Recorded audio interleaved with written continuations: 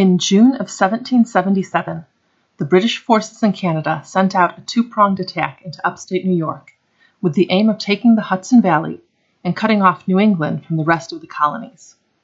Lieutenant Colonel Barry St. Leger was placed in command of approximately 1,800 men who traveled by river until they reached what is now Rome, New York, and the site of the Patriot-held Fort Schuyler.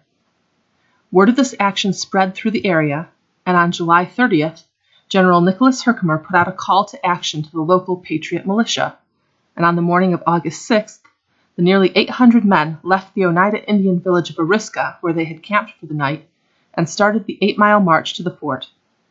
However, neighboring tribes who sided with the British learned of this march and sent word to St. Leger, who sent a force of 700 men, consisting mostly of native loyalist and Indian allies from the Mohawk and Seneca tribes, out to ambush the Patriots.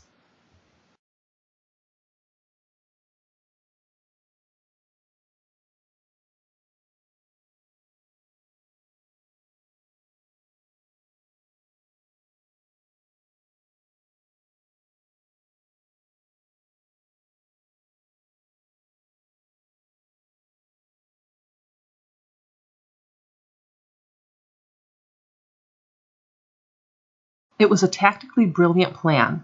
Mohawk leader Joseph Brant picked the perfect place for an ambush, a spot where the military road dipped into a ravine and then came up into rolling land, perfect for hiding men.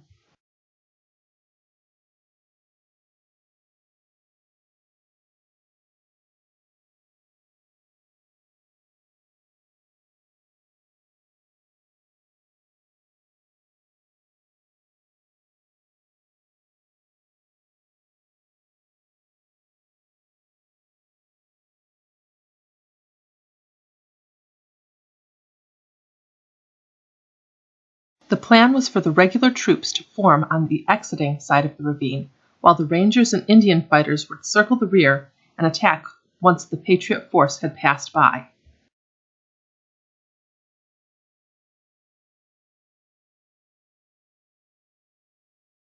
Around 10 a.m., the Tyrant militia started moving into the ravine.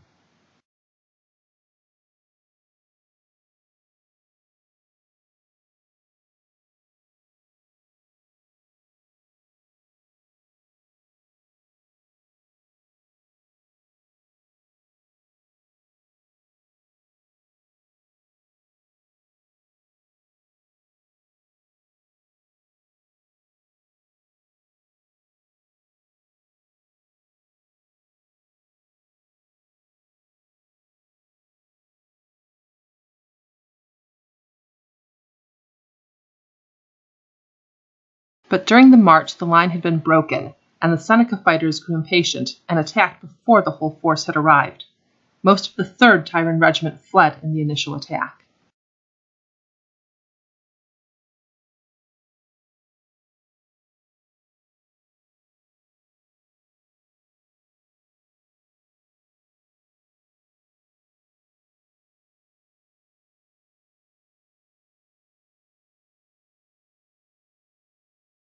Despite the loss of nearly a quarter of their men and the swiftness of the attack, the militia managed to fight its way out of the ravine, engaging in one-on-one combat rather than any kind of group defense.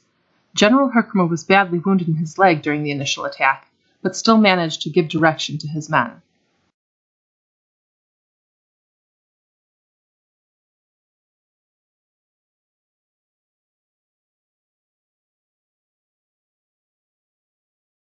It seemed that the Patriot forces would be slaughtered when a sudden thunderstorm broke over the field.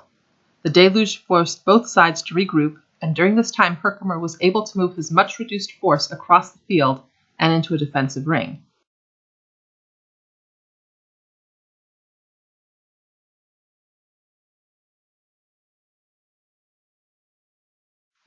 When the storm ended and the fighting resumed, Loyalist commander Sir John Johnson ordered a detachment of men to turn their coats and try to sneak through the militia line.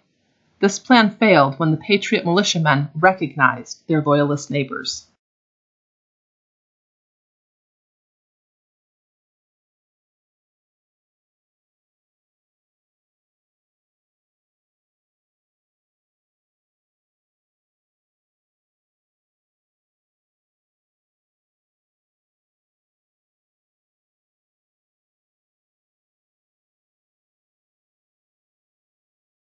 Despite the rest and the chance to regroup, the outnumbered patriots should have lost soundly, and yet the battle didn't end in a loyalist victory, but rather a tactical retreat.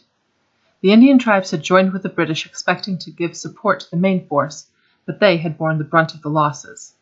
At the same time, the besieged Patriot soldiers at Fort Schuyler took the opportunity to sally out into the Loyalist camp. Not much fighting occurred, but they were able to gain some supplies and even correspondence that St. Leger's forces had intercepted. What was left of the Patriot militia also retreated, forced to leave behind their dead. Several weeks later, when then Patriot General Benedict Arnold and a relief force passed by, they were shaken at the stench and the carnage.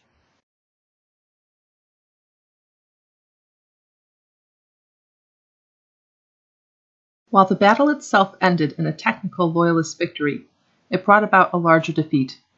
The loss of so many fighters from the Seneca and Mohawk caused a rift in their alliance with the British, and once they fully withdrew their support, St. Leger had to give up the siege of Fort Schuyler and return to Canada. The plan to split New York had failed. However, the Tyrone militia never recovered, leaving the area vulnerable to raids. The wound to Herkimer's leg became infected and was amputated, but it wasn't enough to save his life. Further, the Oneida siding with the Patriot forces, while the Seneca and Mohawk fought with the British, caused a break in the six-tribe Iroquois Confederacy. In the history of the Iroquois, the location of the battle is called the Place of Great Sadness. While this battle was not large in number, it was by percentage one of the bloodiest battles of the Revolution.